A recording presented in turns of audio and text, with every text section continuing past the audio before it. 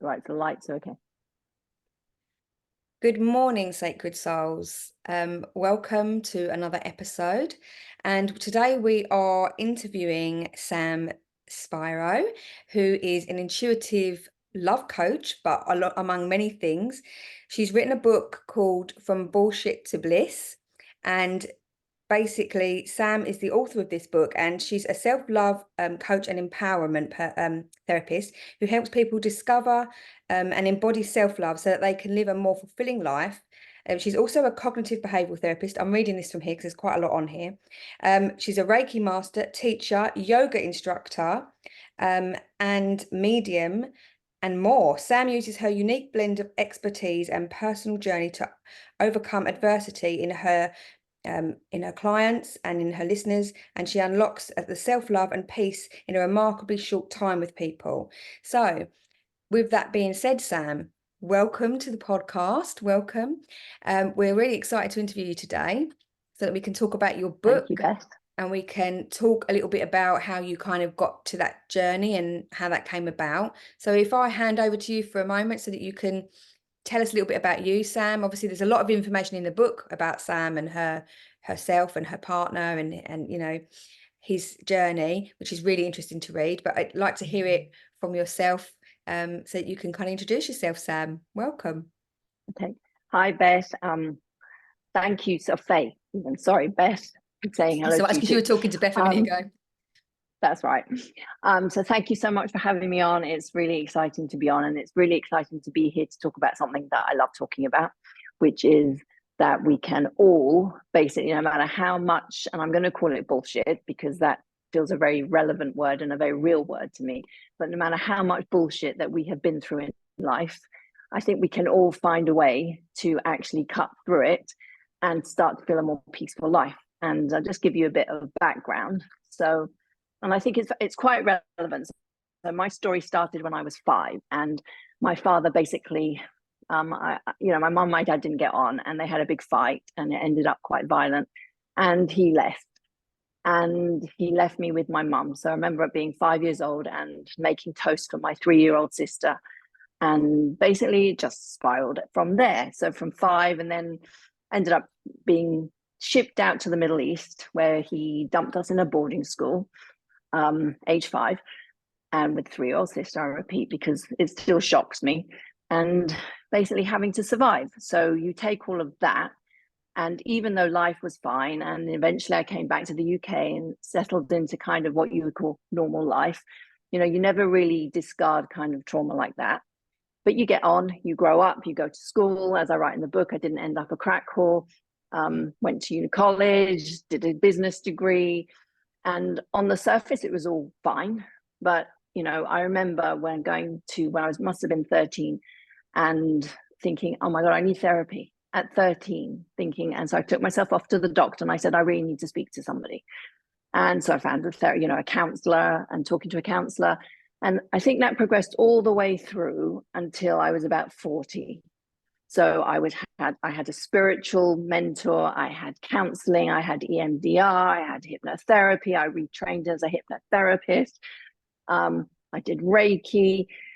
What else did I do? Meditation. I started doing channeling. I did trance healing, all of it in a desperate attempt to feel better about myself. And I remember at one point, my sister actually said to me, you need a refund, because I spent all that money trying to feel better, and I really couldn't feel better. And eventually I was in Hong Kong, and I just thought, I've got to leave. I can't stay here for the rest of my life. I was 45 or something. And I said, do I want to be here when I'm 80? Or do I just want to take a risk and find happiness, find something other than this busy, money-led lifestyle? So I went off to India, as you do. And I found the most amazing serendipitous journey of finding people who led me to find myself, I think is the best way to say it. And I don't mean it in just a cliche. It was because I had the mediumship behind me, because I'd been doing so many years of tuning into energy and tuning into how I felt and tuning into how the other people felt, you know, how they felt, how I felt, that when somebody sat down and said to me, do this, this, and this, it was quite easy for me to do it. But it also taught itself to me, as opposed, do you understand what I mean? It was like, it wasn't just somebody saying to me, do this, and this. It was, you go away and do it and see what it tells you about you. It sounds almost a bit like your journey reminds me a little bit of that the movie Eat, Pray, Love a little bit. It's kind of like you kind of gone off on your journeys around the world and trying to find yourself, and then found love and found lots of other things and healed yourself in the process. And so what was it, you know, what was it that they told you to go off and do? What was it? What was the instructions? So I remember I was in Rishikesh in India, and I'd seen a poster of this guy, and I never got around to meeting him because he went off to have some operation. Anyway, I then went to see another woman, and he was sitting in the lounge. And so I went and signed up for his program. So he took you, so there were several steps, and he went through. The first step was recognizing sound and recognizing noise and basically stretching awareness. But I call it stretching awareness. He didn't call it that. So he was the first one to point out certain things to me, which was, can you become aware of yourself? Can you become aware of other people? Can you, and putting it into a context of bringing in these modalities into everyday real life, if you know what I mean. So it was just becoming present, but rather than putting it into the mindfulness program, it was more personal, if you like. So become aware of me and you sitting here having this conversation, and suddenly I can feel myself and that I'm here or I'm there, and I'm not just in this body talking to you, or am I even in this body talking to you? So he was the first one to go through these steps of kind of awareness training, maybe. But the first thing that he did, which was interesting, was he did a meditation where he would crash through, and it was kind of like hypnosis because he had these bells going on. And having trained in hypnotherapy, you can tell when somebody's trying to get you into the subconscious, because the bells were so loud you couldn't. It just cut through to the subconscious mind, if you know, because you couldn't think because it was so loud.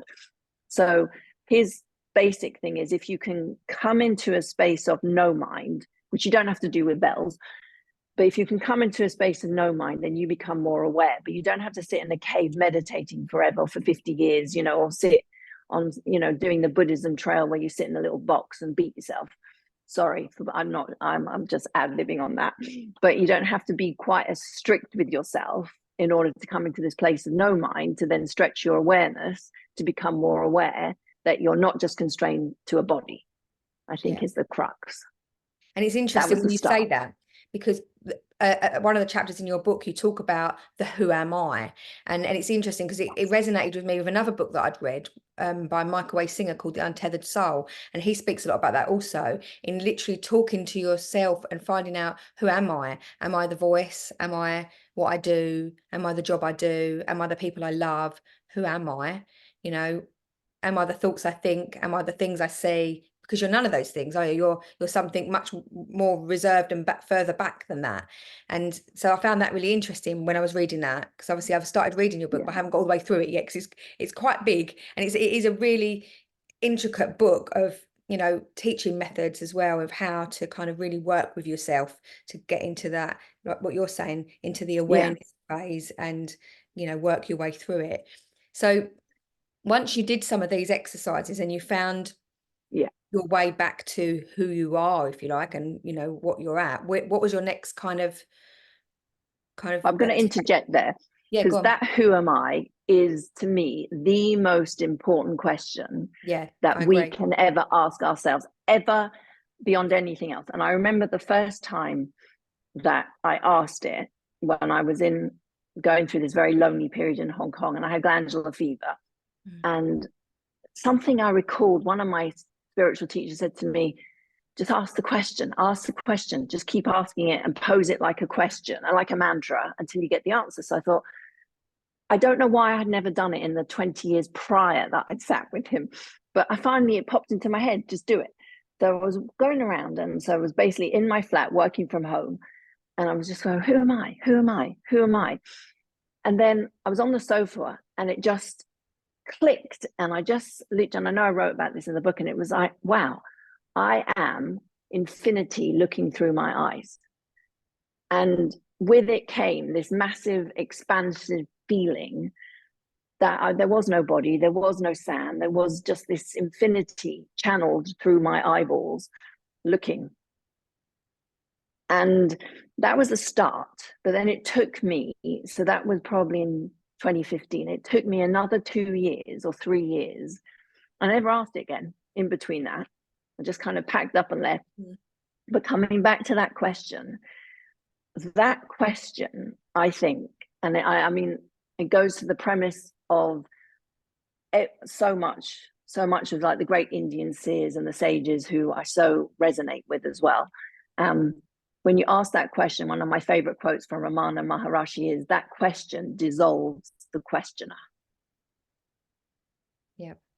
And that's the massive, I mean, it's beyond words to me.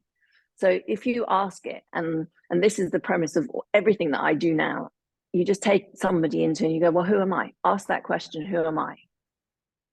Yeah. And that's how it all developed. So I went through the first stage with that one teacher, then I moved away, and that was the beginning of the major shift. And then I started asking, who am I? And looking and doing it with mirror work, actually, and being very specific and looking into my own eyes with all the background that I'd had, and recognizing that I'm not even a human. I mean, who is this thing here that's sitting in the chair?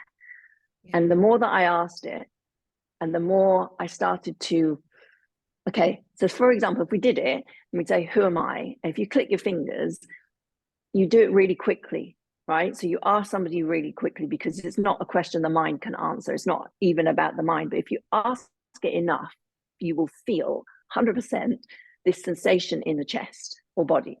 And that sensation in the chest and body, and because I've did the mediumship training, I started to explore that sensation in the body, right? Which I know that you will be feeling as well. Mm-hmm.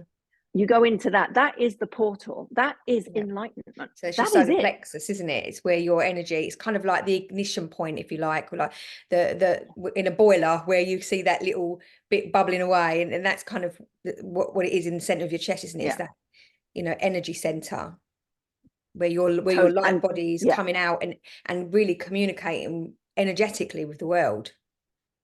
Yeah. So to me, that's the portal.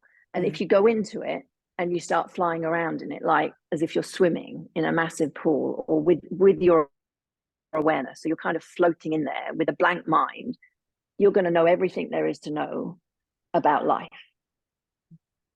And so, I mean, I'm trying to remember. So I think I sat there, there's this the other guru in Pune, and she went through a different process. And then with all of the processes that I've done together, they all kind of came to me bit by bit as I was writing the book and as I was practicing it myself.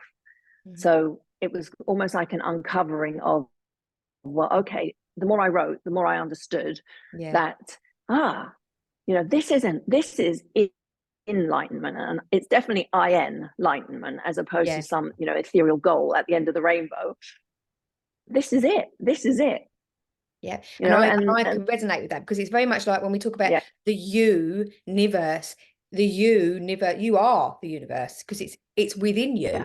And I think like your travels, and because obviously you went on a long kind of traveling expedition, didn't you? You went through different countries, and like Hong Kong and India and Bali and Japan, and you kind of traveled everywhere, didn't you? And I suppose when writing the book, all of those gurus, almost like, if you want to call them gurus, all of those journeys revisited you as you were writing the book, and everything started to, once you answered that question of who am I, and you were kind of swimming in the ocean of that energy, Paul, it all started to kind of visit you and expand itself, so that you could start to write down as best you could. Or like you say, we had a chat just a little bit before we came on, and you were saying like it felt like the book channeled through you, that you didn't really write it per se, it just channeled through you in 31 days, was it you said? 31 days of sitting down and sometimes writing 5,000 words a day and thinking, wow, where did that come from? Where did it come from? And I suppose you're tapping into the universe, aren't you? You're tapping into that knowledge and wisdom that you, sorry, I'm stuck on the sofa. It's warm. You're tapping into that, you know, intrinsic and vast amount of wisdom that is all part of the collective, and you're tapping into that and accessing it. Yeah. Which is fascinating, isn't it? And everyone can do it. This is the thing. Yeah. Everyone can do it. You don't have to be it helps a lot. Okay, if you're a medium or aware of energy, it helps because you're gonna feel it more. You can pinpoint it more. But everybody can do it. To the point that I've been, you know, it's like I can have a client for a reading, and they might be sitting there going, you know, is my husband coming back to me and feeling really crap about their life? But then I'll end the session on, okay, well, just close your eyes and let's do the who. I call it the who am I, and go inside and ask that question, and we'll keep asking it until you feel the sensation in the chest, you know, or the stomach, and they'll feel the sensation in the chest and stomach. And then once they're there, it's kind of like, well, blank mind, did anyone give that to you before you were born? Well, not to say that. Can you lose it? More to the point, can you lose that? Well, and then with your awareness, you know you can't lose it. Yes, in real life, in modern, I want to say real life, as in back to the ego life, we think we can lose it, but you just have to snap back into the other side to know you can't lose it. Yeah. And it's that training of that brings the peace. That, you know, it's like being able to go back into that. Well, you know what? Well, so what if they don't talk to me? Or so what if, you know, he leaves me? Or so what if? Because, you know, it's like, as you know from my past, it's like finding love was a big deal for me. Yeah. But finding my own love was the big deal. But That's along the thing, way, it was still having, And like what you said a minute ago when you were saying about, you know, mediumship makes the journey easier, but like you're saying, everyone can do this. I believe everyone has the potential for mediumship ability and psychic ability as well. Yeah. I think it's a sense that we all have, that we're all more than capable of accessing and developing within ourselves. And like you say, absolutely. I think that learning those skills really helps you to be more in tune with your own energy frequency. So I think it should be on the table for everybody to start developing their own mediumistic and psychic abilities, because it helps you in a therapeutic way. And interestingly, when I was saying to you just before we came on, I did an interview with another lady whose podcast will be put out shortly as well, and she's quite a well-known medium, and she also was saying how, you know, mediums and psychics are almost becoming the therapists of today. And I think, you know, having that, because of the amount of work that you have to do and the amount of self-work you have to do to kind of be on that mediumship journey and the self-reflection, you know, I think if you go and see a really good medium that is obviously doing the work on themselves and that has done that over a number of years, you're going to be sitting in front of somebody like Sam or like myself or like a few other people that I've had on here that have got a wealth of wisdom in helping you to get to that place yourself and be your own kind of, you know, telescope, if you like, so looking inward at yourself, you know. Oh, absolutely. So I've got a bit of background noise going on at the minute. I've got grandchildren screaming in the garden, and now I've got a search helicopter going on.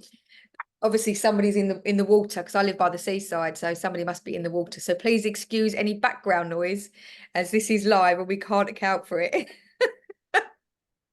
No, but back to what you just said there. I mean, I'm just thinking about all the therapy works, doesn't it? I mean, it does take you to a certain point of looking in, but I definitely think at the end of the day, you have to be your own therapist. And I know that's probably a very unconventional thing to say. And of course, if people are having therapy, then stick with the therapy, you know, and we're not advocating that people shouldn't have therapy. But I think at some point you have to take responsibility and say, how am I feeling? And somehow a therapist, somebody else, it's not so much a therapist, somebody else can't tell you that. Yeah. You know, it's like, and this was the most important part of, I say, back to my journey, you know, having gone through all the stuff that I'd been through and all the pain and the not feeling good enough and low self-esteem and thinking I was going to be on my own forever and all of that stuff. They could say to me, oh, don't worry, you know, and go and do certain things, which is why I really like cognitive behavior therapy, because it gives you the change, right? But at the end of the day, you have to do it yourself. but it's very directive, isn't it? Because cognitive behavioural therapy is more directive, and it's kind of giving you goals and strategies to work through. Whereas psychotherapy, which is what I trained in, is much more going within and really exploring and swimming in that unconscious pool of stuff that people really want to avoid dealing with. And I can resonate with what you're saying, because I've found with a lot of the client that I've seen over the years, there's an element of wanting to hand over responsibility to their therapist. It's like they sit down in front of you and they go, right, work me out, you know, or you sort me out. And it's like, well, hold on a second. That's not what I'm here to do. I'm here for you to basically empty out all of what's going on within you, and we'll look through it together and see how we can put it back in a better way. But it's actually down to you. It's your responsibility to do that, you know. And I think that's what tends to get lost sometimes in the therapeutic relationship. And I think when we're looking at the therapeutic relationship, especially when we're looking at the transference and the counter transference that goes on within that therapy session, you know, which is almost like an energetic unspoken language in the therapy sessions, it really is a psychic knowing. And it really is, you're tapping into that energetic psychic mediumship, if you like, to a degree of, you know, of working out what's going on with somebody, like if they've been grieving. I mean, I've had it before, and you probably had the same situation being a psychic and a medium yourself. When you're having a therapy session with somebody, sometimes you can feel, you know, energy or spirit energy from people that directly connect with them, and that maybe are you a huge part of the reason that they're in the place that they're in at the moment, as in, you know, abuse and things like that have happened. Sometimes the person on the other side is, you know, you can feel their energy there in the session, because you know that they're the main cause of this situation that they're needing to work through. And I think you're very bound when you're working in a therapeutic way by, you know, BACP regulations and all of these kind of things, where there's certain things you can't say to clients, obviously for good reason. But when you're working in a different format, like in a life coaching perspective or in a mediumship or psychic reading, those energy levels are opened up. The game board is opened up for you to explore in a much deeper way with your clients. And I'm sure, quote me if I'm wrong, but I think Gordon Smith once said that having a psychic and mediumship reading can sometimes be like having 10 therapy sessions in one go at some points, if you're with the right medium, because it just cuts through all the bullshit. All of those weeks of building up I believe you. Therapeutic relationship, you know, you're in it, you're straight in there, you know. Obviously not great for people that may be a bit more sensitive and needing that more sensitive, tiptoed around approach, because we're all at different stages of our game, aren't we, and of self-awareness discovery. So it sounds like you, and I know when you was doing a lot of this stuff that you were doing, you was stuck in these foreign countries in the midst of the COVID pandemic, weren't you? Which I can remember having chats with you online, you know, because me and Sam are good friends from many years ago. We've done lots of trainings together, and it was awful, wasn't it, being stuck out there? So I was, so how do I describe this? So Noah, my partner, husband, he had just had surgery and we'd left Australia. So he was in Bali, and he said to me, well, he gifted me a yoga teacher training course for my 50th. So off I went to India, thinking, oh, I'll just go and do my yoga teacher training. But interestingly, and this was interesting, I mean, at the end of the day, was it about yoga? I think it was a lot more, that whole session, because I remember that the whole thing kicked off and we were in Bali, and he was like, do you think you should go? And I was like, oh yeah, it'll be fine, because I'd been in Hong Kong when there was bird flu, and I thought, oh, you know, we'll just wear a mask for a few months and that'll be fine. No issues, not thinking the whole world was going to blow up, literally. So off I went to India, and even at the point where I think it was around the 19th or 20th, there was a 24-hour window, and I remember thinking, right, should I leave now?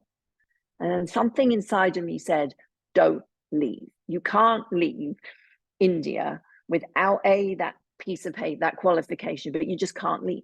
So there I was, you know, we're having a chat, and I'm saying, well, okay, I'll just stay, or I'll stay a few more weeks, you know, not realizing that it would be 6 months of being, and initially it was really tough, because they were very, very strict, and we were basically holed up in one room for 23 hours. So you could go out for an hour a day.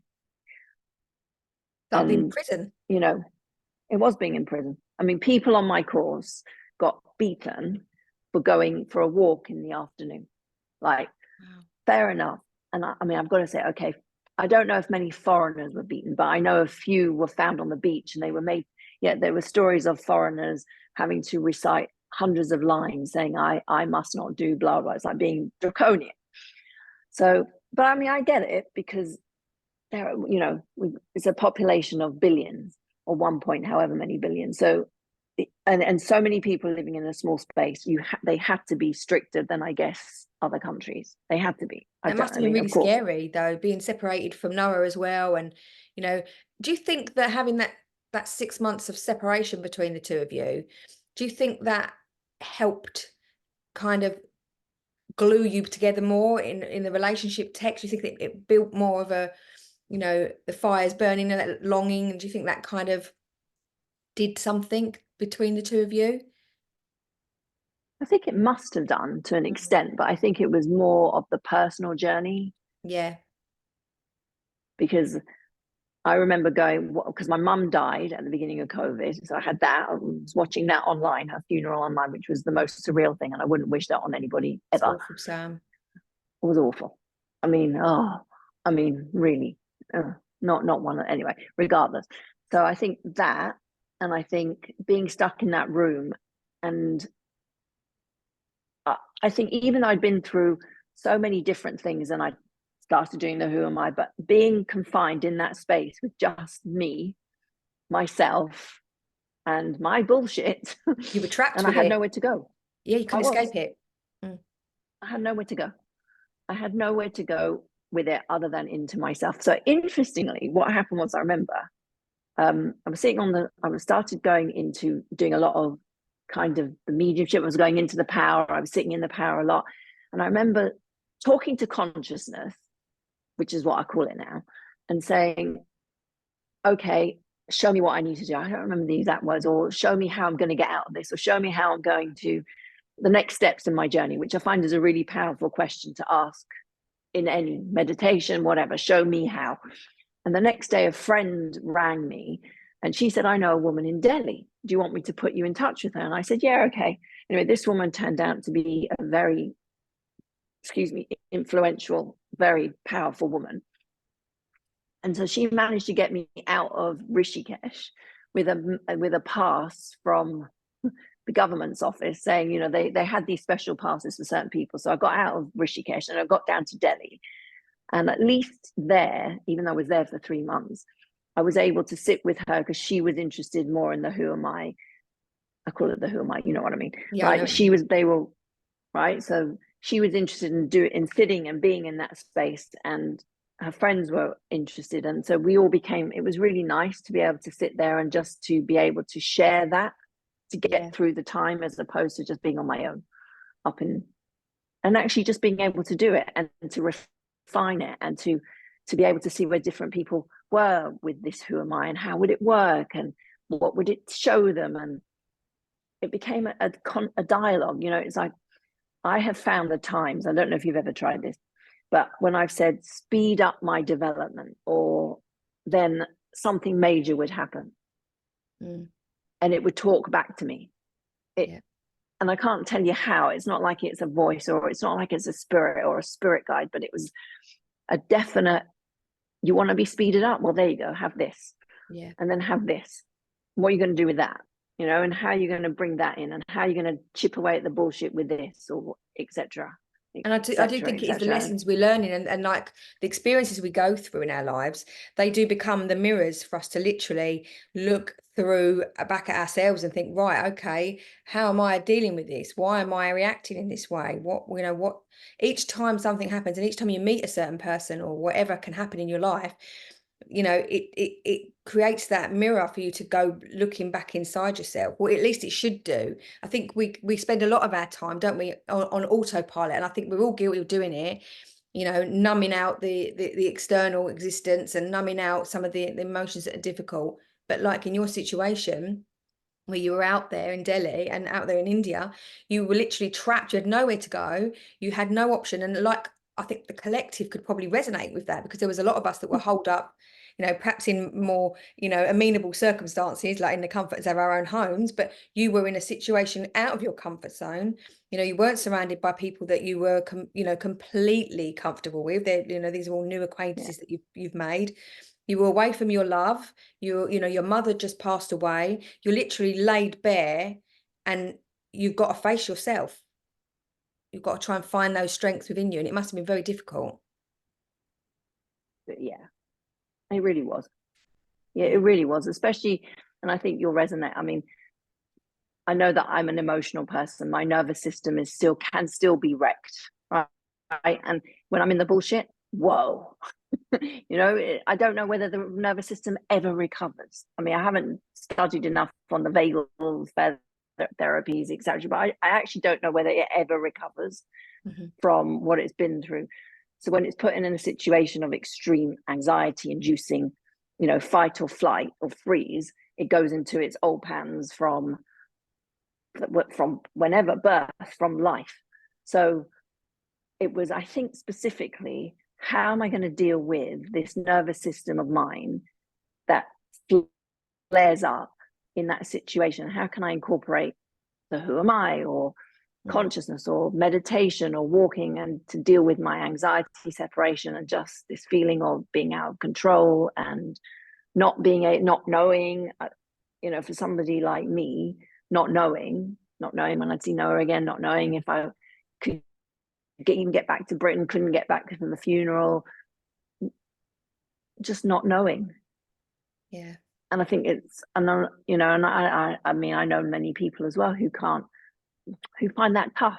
So I think it was coming up with finding a way to deal with that, deal with my little self, who was finding ways of working through your emotions. Because interestingly, when I was reading your book, in the first part, when you talk about your bio, and you kind of tell us a little bit about yourself and your journey, and you talk about your relationship with your dad, and obviously we touched on that a little bit at the beginning, didn't we? But going into a little bit more depth with that, in the book you mention about your dad being a CIA agent of some description, don't you? Or working for the FBI or something like that, isn't it? I can't remember exactly the words you use now, but and then international man of mystery. That's the one. And you mentioned about him, you know, going off to the Americas, and then him and his family being assassinated or some description, or, you know, something happening. You know, and would you like to go into that a little bit, just to tell our readers about what happens? Absolutely. I'd say by then that was the icing on my cake, really. So when I was 22, well, I mean, it's interesting because when I was 22, and I remember I was at uni and I was doing this part-time job, and I was trying to ring my dad and they weren't picking up the phone. And I just remember saying, they've gone. Right. So my dad used to walk around, and he was a tall guy. He was like 6'2". He always wore dark glasses, and he'd have a long black coat on, and he would act like he was James Bond. I mean, literally, he would walk around, and, you know, he'd walk. I remember being in a DVD shop with him all those years ago, and you know, he wanted to rent something, and the guy, so he said, you know, how do I rent this? The guy said, well, normally you need to be a member and sign up, but then he said, but for you, just pay us £2 or whatever it was in that time. And I just thought, wow, how did you do that? Anyway, so I never really knew, but I knew. And I remember that was probably the 5th of November, 1992. And I just went, they've gone. And they had gone. They had literally gone. So, and then what really happened then? Then we got a call in the middle of the night. And basically, I just found out that my 2 half sisters and my half brother, they'd been shot in the head, along with my stepmom, and my dad was missing. So I thought, okay. And then I remember I was at traffic lights going off back to uni one evening to do something, and I heard on the radio, I was sitting at these traffic lights, that they'd found him dead in his car from cyanide poisoning in the desert in San Diego, which is where they lived. So I remember hearing all that and watching it on TV, and seeing body bags, and you just think, this is just surreal. Watching, you know, seeing people that you love and care about coming out in a body bag. It was quite interesting, an interesting experience of life. And I remember sitting there at the traffic. It was shocking. Sorry, I just do that. And I remember though, but this is the interesting, I remember sitting at those same traffic lights, and as I was crying, I just went straight up to, I want to call it, I went straight up to spirit, as opposed to sitting there and grieving or anything. I just went, okay, fair enough. Well, better that they all went together as a unit. And I went into this kind of pacifying myself, or bargaining, just, I think pacifying is the right thing, or making peace with it myself without really even grieving it. And I remember when I got to Rishikesh, probably, that I actually thought, well, I never actually grieve. I never actually moved the sadness of that through my body. I just went straight up to acceptance, if you like. Well, it wasn't really acceptance. It was kind of my way of dealing It with sounds a little bit like perhaps you were using avoidant techniques at that point as a way of protecting yourself from the enormity of all of that loss in one, because you lost your whole family unit there, haven't you? So that's very difficult to process, especially at a young, tender age of 22. You're just starting off on your journey, aren't you? And you've already experienced the trauma of being abandoned by him once before when you was a child, and then having to have that abandonment again in a different form of grief. It's very difficult to process. And you probably, like you said to me before, you spent a lot of your life running away from dealing with those emotions until you kind of was at that situation where COVID and other life situations had got you there. You were stuck almost in a corner. You had no choice but to open up that Pandora's box. And obviously that's where the books come from, hasn't it? It's from all of those traumatic experiences that you've been through. You've managed to write, and I will say, a beautiful piece of writing that really touches the soul and the heart, and it cuts, and it really is very direct and very relatable, and it really does drive home that all of these defense mechanisms that we create and all of these distractions that we create in our lives to avoid dealing with shit bullshit, to be blunt. We've just got to be brutally honest with ourselves, and we've just got to say, right, this is where I'm at, and this is now how I need to try and work through it. Yeah, I think, well, this is what I realized doing all of the work, because I'm lucky that I had great people to work with along the way, include, the things that even our sessions that I had with you, and the stuff that we shared was all very poignant and helpful along that road of processing. But I think what I've realized is, and this is what came through as I was channeling, that going into those painful emotions will not kill me, but not going into them might. Because the repression of them or suppression of them is where you get, and this is very unorthodox, but hey, that's where we get the cancers, and that's where we get diabetes, and that's where we get high blood pressure, and all the things that I've got wrong with, the aches and pains. And I recognize that on some level, where, what other stuff do I need to clear? But I think, and this, if anything, you're saying what to give people, do not be afraid of pain. Do not be afraid to face the pain. And as I was going through it, and so I think what I realized is that we have all this pain that we try and avoid. And what's underneath the pain is this massive fear of being alone. Yeah. Huge. And yet, even if you go into that, people are afraid of it, because they think, if I'm feeling this now in this moment, that means I'm going to be alone forever. But it isn't. It just means you're tapping that emptiness inside of yourself, which, if you make friends with it, which is part of the who am I thing, the journey. But if you make friends with, okay, you're on your own, and even if you have an argument with somebody, or they withdraw their energy from you, or they don't want to talk to you, or they leave you, it's not necessarily, and this is where my specific thing comes in, it's like I can go into the fight or flight or the freeze, but then as soon as I come back to, this is not the trauma of the past. This is not the trauma of the past. And underneath it, you're fine alone, and you'll always be fine alone, and you won't be alone forever. And even if you are, it really doesn't matter. So just to kind of come in with just because you felt it once, it doesn't mean you're going to feel it again. It can still all be bullshit, even if it can be majorly traumatic. I don't have to keep thinking it's the same thing. I can move forward. and I'll be all right if I'm on my own. And put all of that together, and then you find it's easier to deal with these difficult situations. And I think they're difficult situations for a reason. I don't think they're ever going to be necessarily easy situations, but I think that the more that you can go through the process and clear out the fears, or face the pain, the less that pain has power over you to pull you back into that spiral. Yeah, I agree.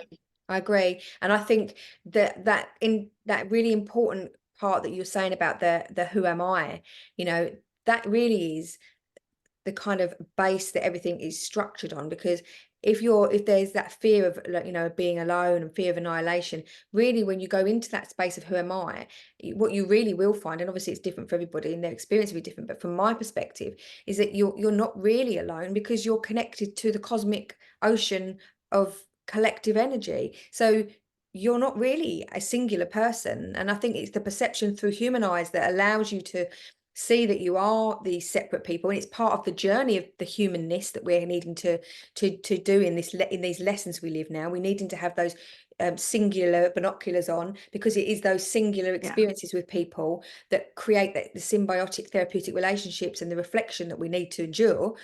But ultimately, when we go within the self, we see exactly what you've put in your book, is that we're not alone. We're, because we're all connected.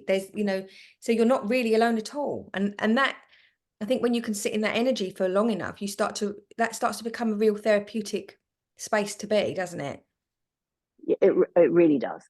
So I remember one day that I'd said, speed it up. So I remember sitting with a client and suddenly just having this awareness that I have this energy. So I could do it with, like, even now, there's an energy behind me that's communicating with an energy behind you, which is the same consciousness that doesn't talk in words, but resonates just in the awareness of that energy. And just in that, it expands. Oh, that gives me the shit. Amazing. And it's interesting you should say that, Sam, because for years now, I've, had this symbolism brought to me in meditation of like the infinity wave, like you've got that kind of figure eight, if you like. And it's so interesting because another podcast person that I listen to all the time is Pam Gregory, and she was talking about this the other day, about the infinity wave and this, this figure eight and of energy. It's like imagining this kind of energy of eight encompassing, and like you're saying, the energy behind you sinking in between me and you, and there's that constant figure eight. And then the other person that I interviewed, Robert Comer, was talking about the lost octave, the eight symbolism. And I think it's that in so important and combined energy of everything and everyone that's involved in that energetic frequency, as above so below, and it just literally, it goes down and up and down and up. So I think it's so important that when you're sitting with people, that maybe you envision that, and it sounds like you were doing that even on an unconscious level, being aware of those energies cycling through you all, that really you're all part of one, because that's what that infinity symbol is, isn't it? It's just highlighting the fact that we're all interconnected. It's not so much a circle like we view it in like Wicca and paganism, is like, circular life, Native American culture. It isn't really the cycle of life as in secular form. It is this more affinity symbol of, weaving in and out, and absolutely. And that energy is so therapeutic when you embrace it. If you can get more people to understand that, and then to go even further and to just go, okay, if we are connected through that consciousness, then why are we at war, for one? I mean, big question. Okay, perhaps we don't have enough time to discuss that whole war thing. That's a big one, Sam. I have my own views on that. Right.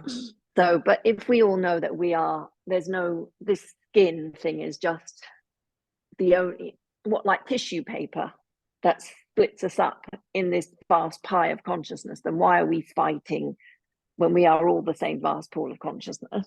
So that's my thing. That's one thing. But then I think, and that's another premise, which I think is really important. It's like, it comes down to the manifestation of life, right? And you know, people say, well, how does it fit in? How does doing the who am I fit into manifesting my life? Well, if you know who am I and you recognize you don't start and you don't end and you can't lose it and no one gave it to you, then you know you're everything. And if you know you're everything, you're nothing. We call it the true nothing. So that means everything in life is in part of you, which is the universe. So if I already know that, if I know that intrinsically, then how do I then get what I want in life? Well, two things. If you know it intrinsically, there's one path where you think, I'm just going to wait. I'm just going to sit in the the grand unknowing of life, the great unknown, and just let it come to me, because the universe, which is my unique flavoring of consciousness, knows what I want.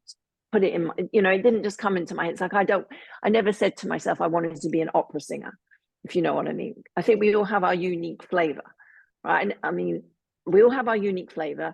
Consciousness is as much incarnate as excarnate, which is part of what I discovered when writing the book. So if we know we're nothing and we're everything, then if you bring that into your everyday reality and you're this vastness, then everything you could desire is already there in energetic form.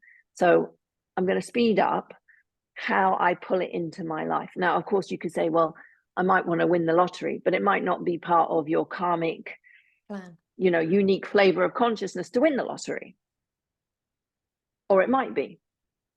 But there's no reason to say it can't be. So, but doing the who am I and recognizing yourself as this nothingness, which is love, which is peace, which these, they are these existential elements, is a very fast way to expand you enough to pull into your life the things that you want, if you do it for long enough.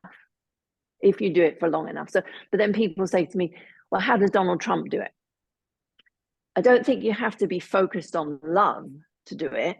I think you have to be very determined and focused on doing it, which in itself is enough. Well, manifestation ability is more about focusing not so much on the where you're at now, but where you want to go, isn't it? And it's like that classic scenario when you're doing karate or tai chi, you don't focus on the brick, you focus beyond the brick, and then you hit down. And I think, that's more about, when you're wanting to manifest. But I think people get so locked up in creating abundance for themselves in the materialistic world, and less time really, because really the things that we want are not necessarily the things that we need. And I think that's the real message I got from reading some of your stories and some of the stories that you share with your client notes, is that sometimes the things that we're wanting in our lives are not always the things that we're actually needing. For example, there's certain times in my life where there's things that I've wanted, but actually what I've really needed has been completely different, and I think it is really doing that constant, that infinity wave is, looking out, then looking in, then looking out, then looking in. What, why do I want these things? Why am I pushing towards that? And as a typical Pisces, and I'm sure you can resonate, Sam, because we're both Pisceans here, there's that constant ambivalent conflict there all the time. Is, well, what do I really want? I don't really know. And that's why I don't ever seem to, at times, achieve what I really want to achieve, because I'm a bit confused about what it is that I really want, because I'm quite happy as I am, and so there's that element of confusion that I think a lot of people get stuck in the mud with, is that they don't know what to pick when they're focusing their intention onto manifestation. And I think if you, like the Donald Trumps, if you like, of the world, that focus their intent on power and money and those kind of things, and I'm not saying that's all he focuses his energy on, because obviously there's an element of him that wants to rule country and make it a better place for people, so there's that compassionate side to his soul as well. And it has to be a passion, doesn't it? You have to be passionate about it to manifest it, and that's why it's so intrinsic to come back to, who am I? Because that's the only place you're going to find your passion, and the only place you're going to find what it is you really want. Exactly. But I think you can sit in self-inquiry. This is another thing. You don't have to just do it. You have to do something you love to shift yourself enough to get what you want, if you see what I mean. Yeah. I think it was when I'd done so if you like, talking about manifesting love, and I remember having and I'll use that example because I think it will resonate with people. I remember having astrology in India. One of them told me, "Oh no, you'll never be with anyone ever again. Just just be with your clients. Love your clients like you would your husband." Another one said to me, "Your Venus doesn't kick in until you're 87, so make sure you're alive till then. But you're going to lose everything at 63." And I had a few other astrology. They're very big on the astrology. Oh, you need to speed up your Saturn if you're ever going to end up in another relationship, etc., etc., etc. And I thought, oh, I'm just not going to buy into it.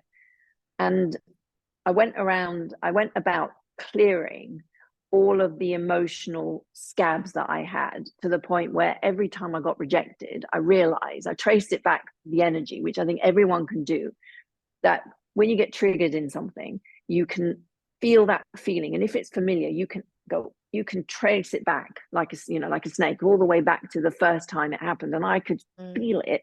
It was the same energy that I was carrying when I was 5 and my father made me have my hair cut, or when I was 5 and he left, or so much to do about him and father. But I saw that every time I went through these flings with these men after my 10-year relationship, and all they would do is, and I'd be devastated that one left me. But then I would think, well, actually, what I'm doing is I'm going after red flag men, red flag people, I should say, because it's familiar, because that's my, my scheme of familiarity. For me, love was, what was it? Love was angry or unavailable, non-committed love that never did what it said, never delivered on its promises, etc. So that was normal for me. But every time I would end up, or it would end inevitably, and I would feel this familiar feeling, and I thought, oh my God, that's the scab, or the wound, if you like. I hate that word, but it felt like a scab. And every time I went with another one of these guys, it was like scratching the scab. So no wonder it never healed. Yeah, and it's interesting Ever. when you're saying that to me, because straight away what I'm picking up on is, we really do pick our partners based on our role models from our childhood, from our fathers and our mothers, and the love that we experience, that vibrational frequency that we're exposed to in those early developmental times of our lives.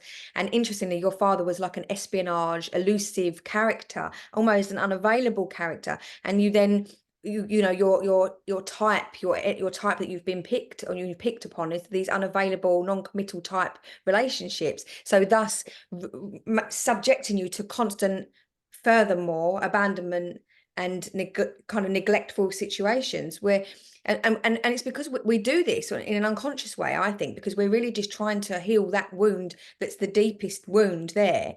We're kind of recreating them. And you talk about this in your book as well, about the patterns, trying to find out what the patterns are, so that we can step out of the groove of that pattern and create a new one.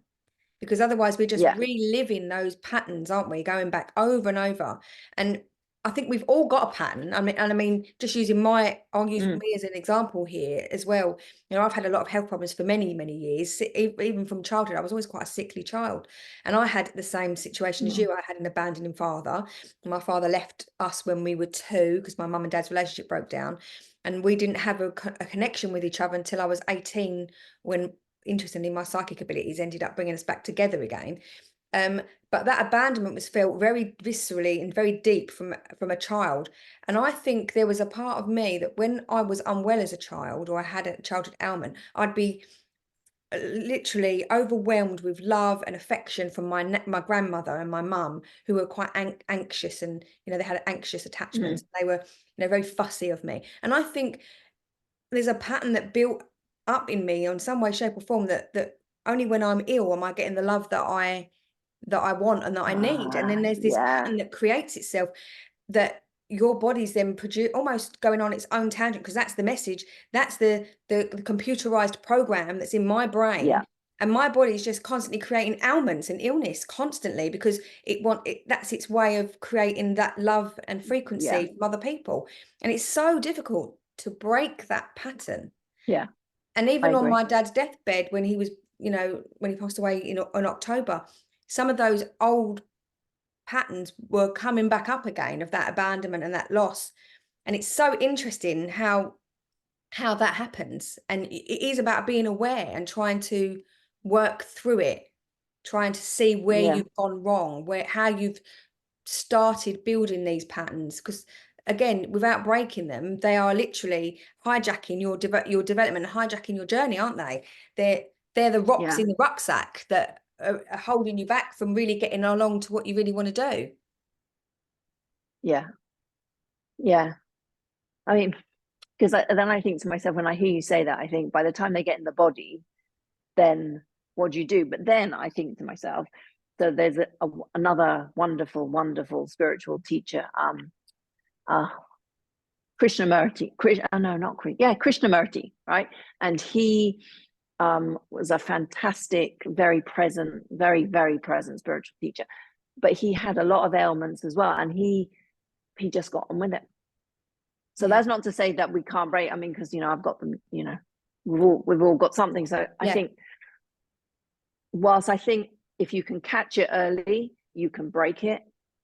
I wonder sometimes and I guess I'm still going through this because my own wonderment of it is what happens then when it's in the body, when you've been carrying around, for 40 years or whatever it is.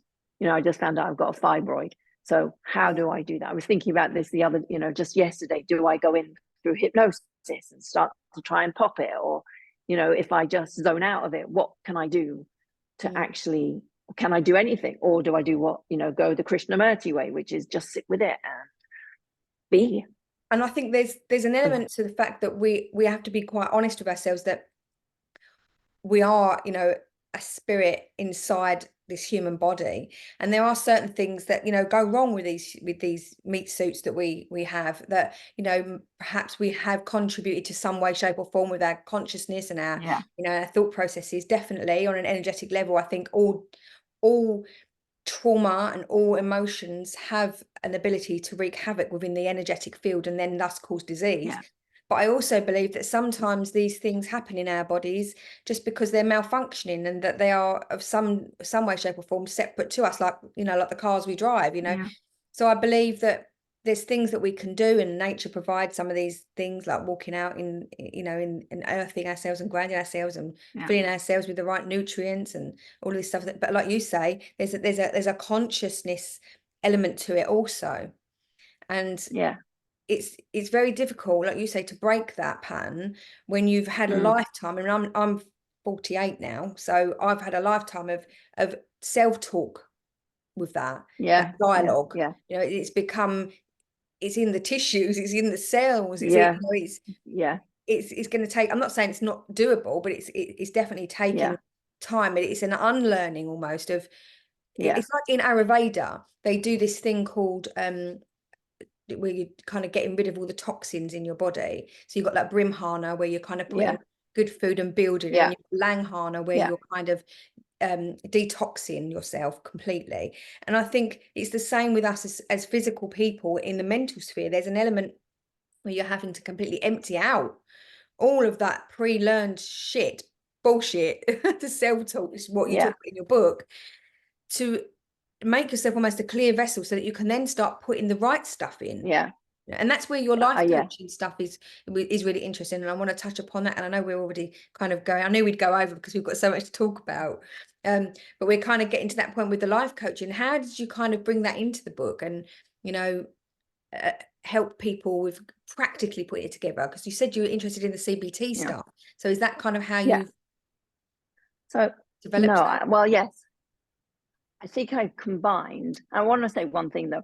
It's that I know that it's bullshit to bliss, and it makes it sound like we do have a choice, but I think, and we do have a choice, right? And I think we can learn to bring down the mind and not engage and relive and rehash all the bullshit that we've been through. I definitely think we can. I know that I've done it, and I know other people can do it, but I think it's very easy to make ourselves wrong if we don't do it, or if we slip back into it. And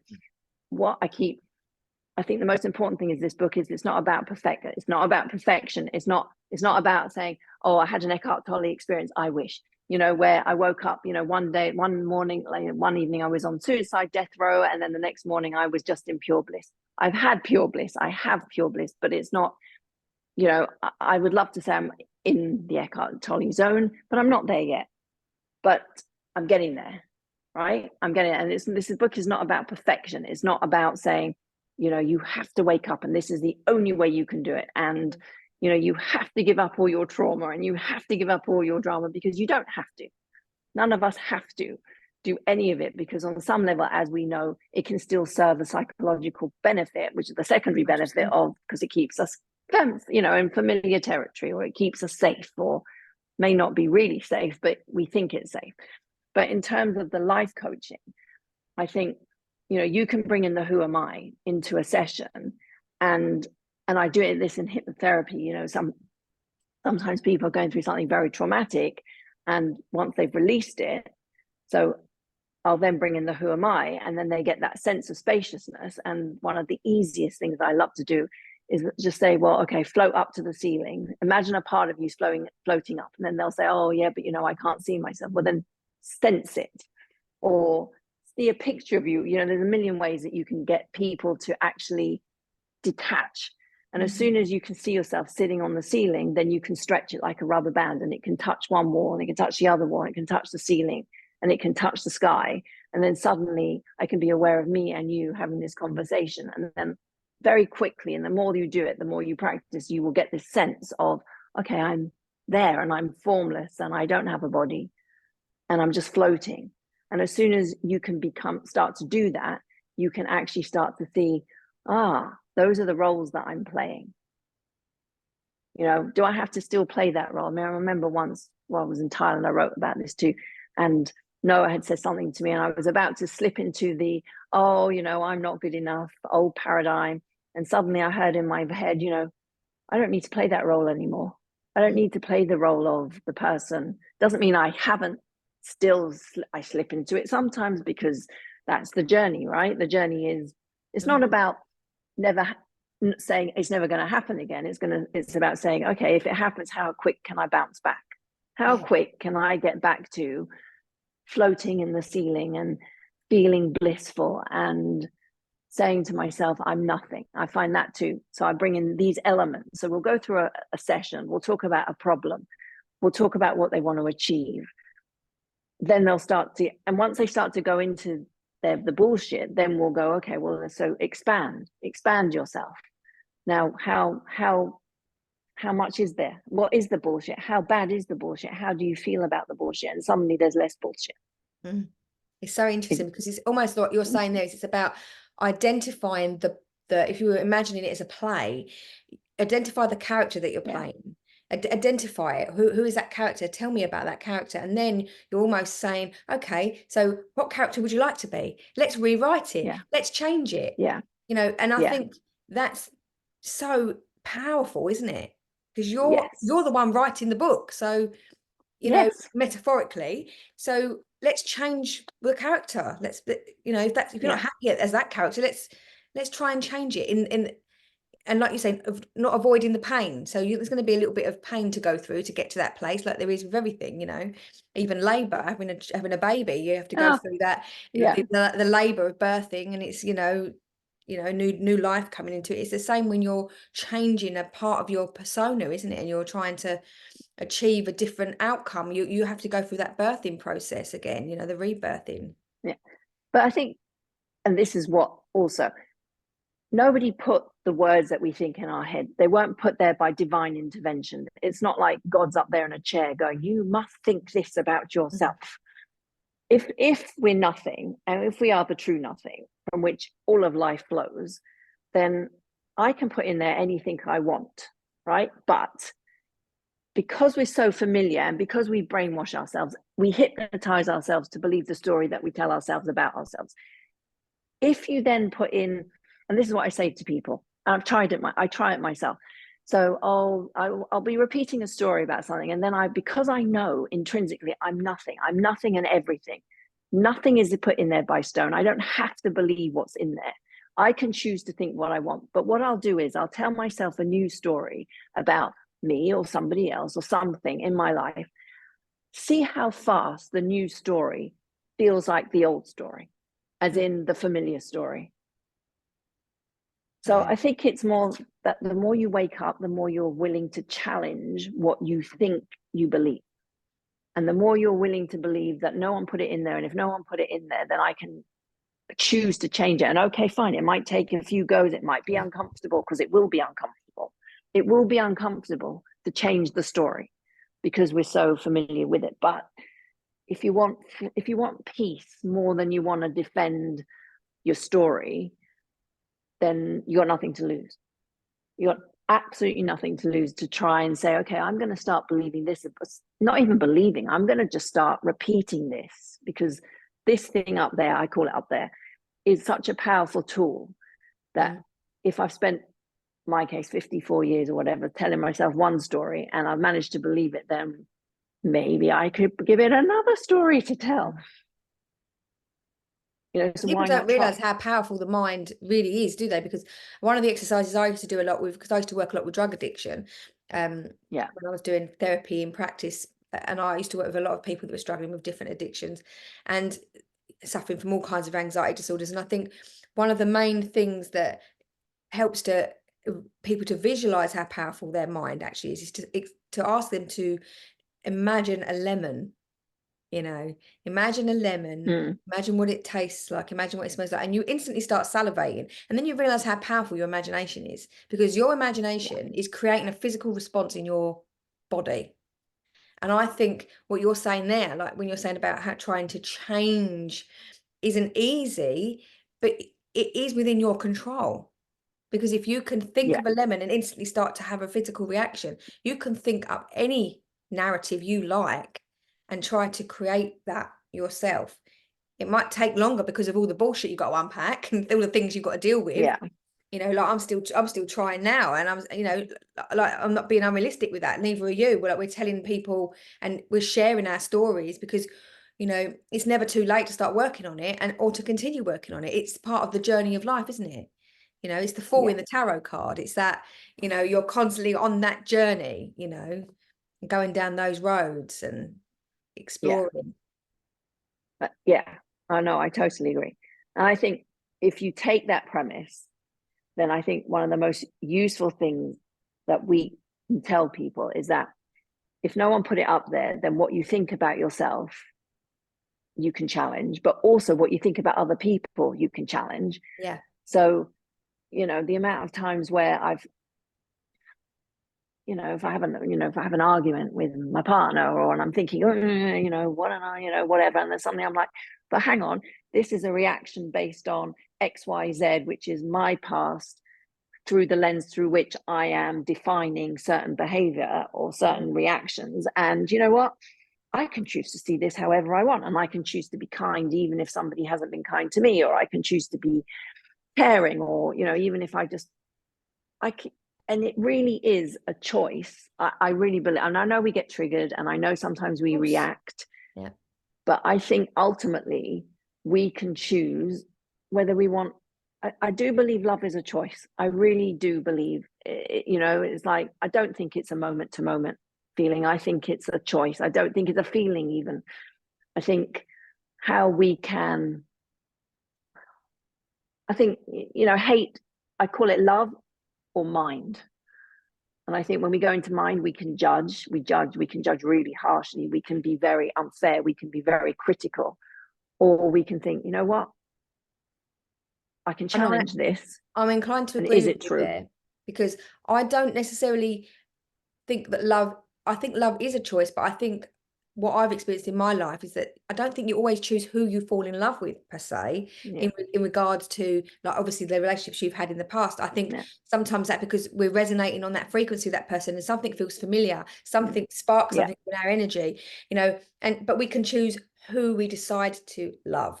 So we're going to love somebody regardless, because we've got that feeling for them, but we can make a decision and go, actually, you're not any good for me.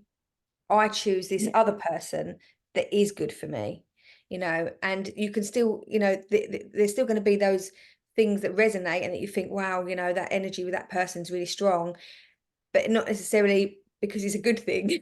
That's the thing to remember. So it's not always, like loving your family member. Sometimes you can, have a real strong connection with one person and love them to pieces because they're your mum or your dad or your brother or your sister, but actually they're very toxic and they've got a lot of things that they need to work through with themselves.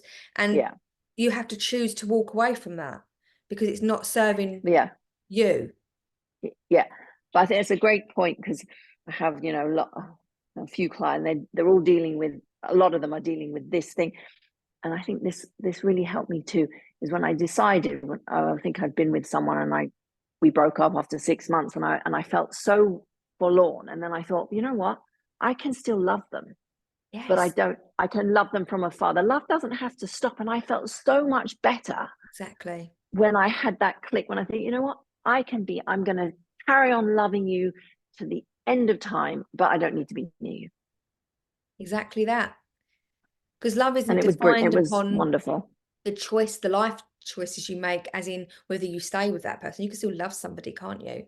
Whether you're Yeah. still in their family relationship with them, or whether you're still in an intimate relationship with them, it really doesn't matter. You can still love them, but you can choose not to have them in your life at this Yeah. particular time, because it's not Yeah. functional for you. It's not Yeah. proactive. It's not, going to help you.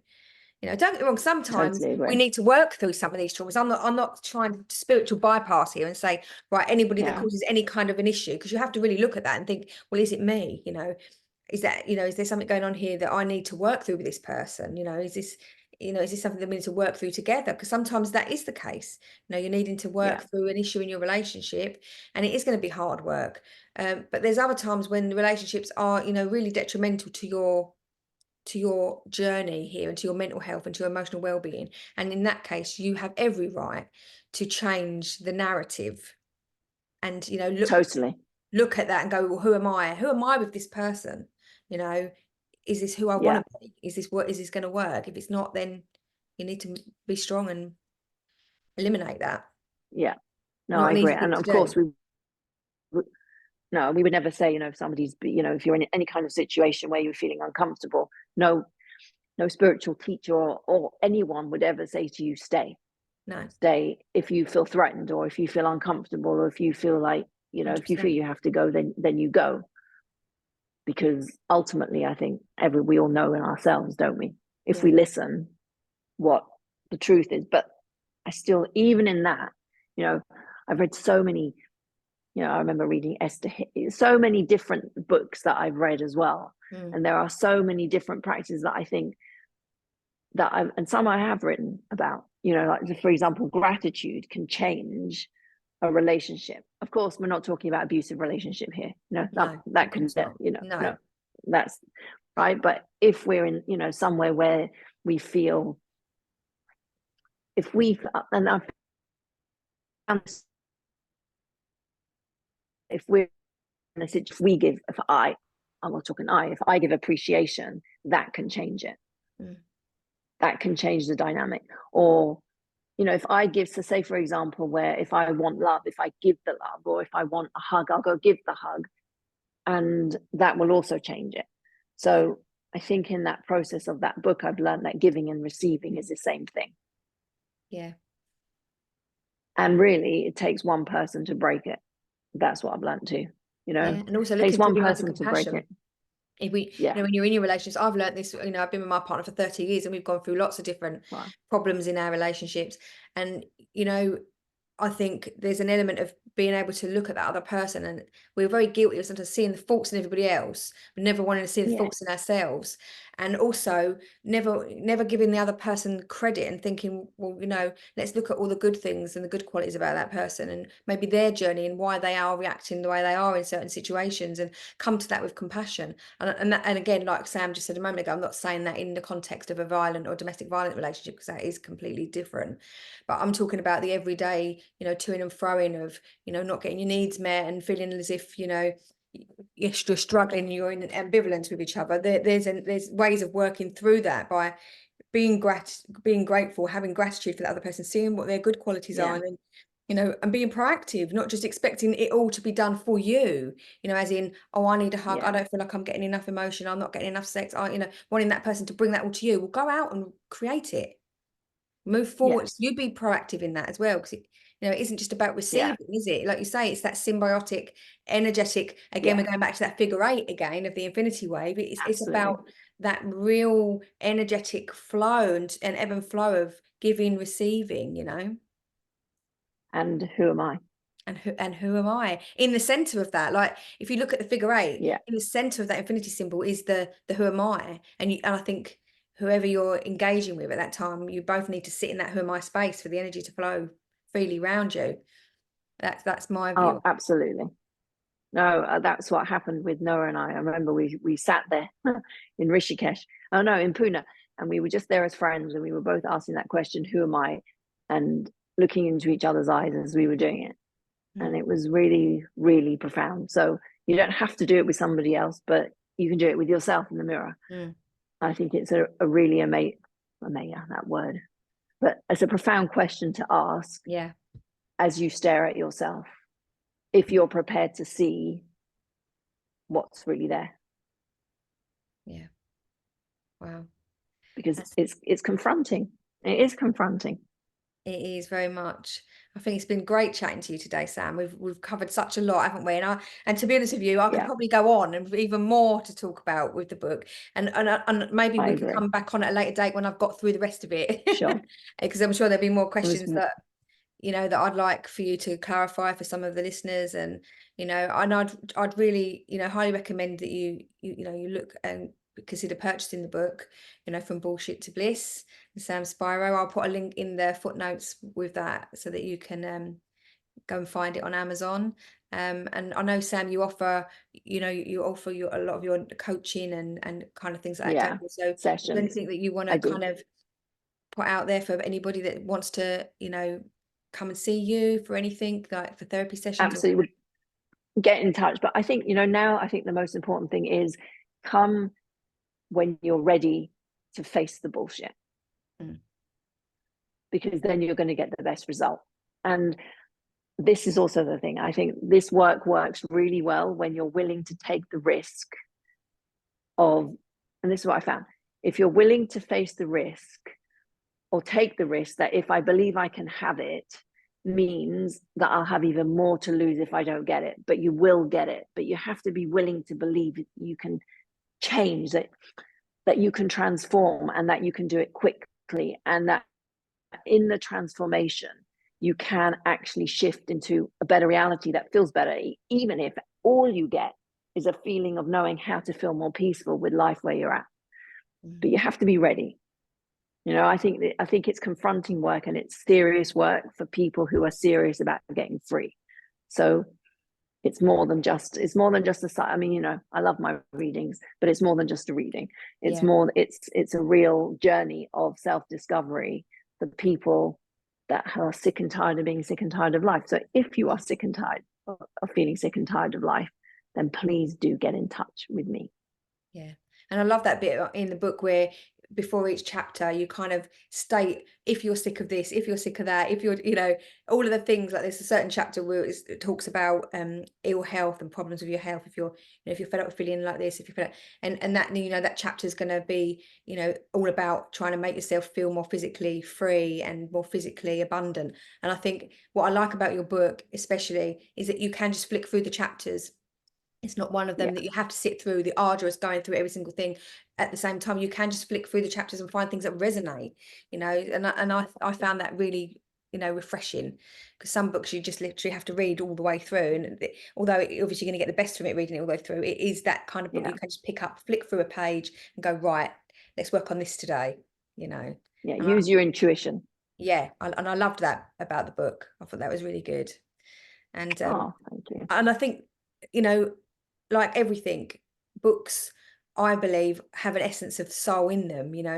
Every book that's written, and my bookshelves are vast. I collect books. I have a passion for books, which is why a lot of the people that I have on my podcast are people that have written books, because I find that it encapsulates a part of that person's soul as well. And it's wonderful to be able to open a book and feel the energy of the person that's written it.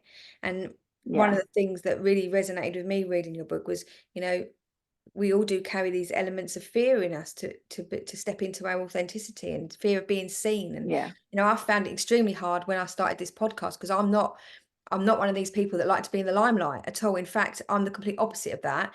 People that know me would think I was an extrovert, but actually I really struggle to be seen, and I really struggle to be put out in the kind of limelight, if you like. And And that's all down to not feeling good enough, and it's all comes back to abandonment issues and things. So even being aware of this stuff still doesn't necessarily always help you to push forward. It takes what you were just saying a moment ago. It takes you having that moment where you sit there and you go, right, well, I know this about myself now. Now, what I'm either going to take that leap of faith and be scared, but know that it will get better at the end of it, or know that I might be able to achieve something fantastic, or I don't, or I just sit there and just sit on it like an egg, Yeah. waiting for something But else to happen. So I'm not in control of it. yeah. And Yeah, this is where I love I've got to just say, this is why I love the CBT, yeah, because you make that list of from, number 1 to number 10, and what's the easiest thing I can do that is a step forward, up to number 10, which could be the most, out there thing to do. yeah, And I just think you've got to that's the one bit, isn't it? It's taking one, even if that step is going for a walk, yep, and you suddenly get an idea and you then Google or email or whatever it is, that idea. yeah, And then you take another one step, just one step. yeah, And here you are doing this fantastic podcast. yeah. And here you are, written your fantastic book. And we've been on this journey together over how many years? What is it? 8 years, 10 years? Something along 8 those lines. It's quite scary to think that, isn't it? is All that time. stability. Yeah. But there we are, and that's how it goes. So hopefully our listeners have got some wonderful pearls of wisdom from you, Sam, with our little chat today, because it's been very interesting.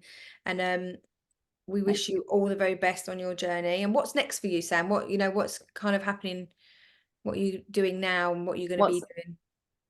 contemplating what my next book is, I guess. Yeah. That's it. So it's been a 3-year journey, and it's now thinking, okay, now what am I going to do? Yeah. And on the one hand, you put out there and you say the people that need it will find it. So this is the premise, even if one person gets one word from that book, Yeah. then it's worth it.